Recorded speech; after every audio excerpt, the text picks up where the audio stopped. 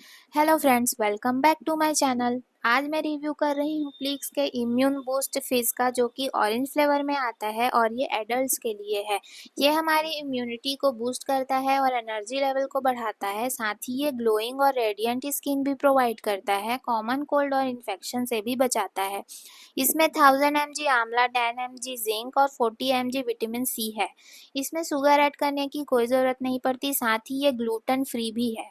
इसे 30 minute after breakfast आप use कर सकते हैं। 1 ग्लास ऑफ वाटर में आपको कैंडी को जिप करना है और ये पानी में जाते ही साथ डिज़ोल्व होना स्टार्ट हो जाता है।